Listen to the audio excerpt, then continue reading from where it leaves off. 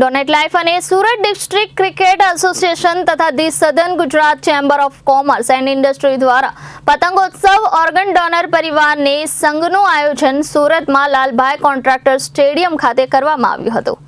ગુજરાતમાં 20 વર્ષથી અંગદાન માટે સમાજમાં જનજાગૃતિ લાવવાનું કાર્ય કરતી અને ગુજરાતમાં અંગદાન કરાવવામાં અગ્રેસર સુરતની ડોનેટ લાઈફ સંસ્થા દ્વારા સમાજમાં અંગદાન પ્રત્યે વધુમાં વધુ જાગૃતિ આવે, લોકો અંગદાનનું મહત્વ સમજે, વધુને વધુ વ્યક્તિઓ બ્રેન્ડેડ વ્યક્તિઓના અંગોનું દાન કરાવીને ઓર્ગન નિષ્ફળતાના દર્દીઓને નવજીવન આપવાના યજ્ઞમાં જોડાય તથા જે પરિવારોએ તેમના બ્રેન્ડેડ સ્વજનોના અંગોનું દાન કરાવીને સેંકડો ઓર્ગન નિષ્ફળતાના દર્દીઓને નવજીવન આપ્યું છે તેઓ પ્રત્યે આભારની લાગણી વ્યક્ત કરવાના ઉદ્દેશ સાથે જેમાં જુદા જુદા પોસ્ટરો દ્વારા અંગદાન જીવનદાનનો સંદેશો પાઠવવામાં આવ્યો હતો।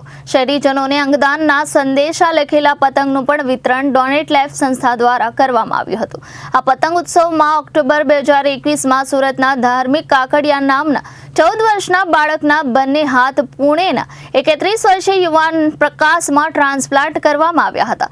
આજના કાર્યક્રમમાં પ્રકાશ તેના પરિવારજનો સાથે ઉપસ્થિત રહ્યો હતો। સ્વધાર્મિક કાકડિયાના પરિવારજનોએ જ્યારે પ્રકાશની સાથે મળીને પતંગ ઉડાવી હતી ત્યારે તેઓ જાણે પ્રકાશની સાથે નહીં પણ ધાર્મિક સાથે જ પતંગ ઉડાવી રહ્યા હોય તેવી લાગણીમાં ભાવ વિભોર થઈ ગયા હતા। પુણેના પ્રકાશની સાથે શહેરના ડોક્ટરો, સામાજિક, રાજકીય, શૈક્ષણિક અને ઉદ્યોગ જગતના મહાનુભાવો અને શહેરીજનોએ હાથ મેળવ્યા હતા ત્યારે દરેક વ્યક્તિ રોમાંચિત થઈ ગયા હતા અને એક અલગ જ પ્રકારનો આનંદ દરેકના ચહેરા ઉપર હતો। પ્રકાશે ડોનેટ લાઈફના માધ્યમથી દાનમાં મળેલા સ્વધાર્મિકના હાથ વડે પતંગ ચગાવ્યા હતા।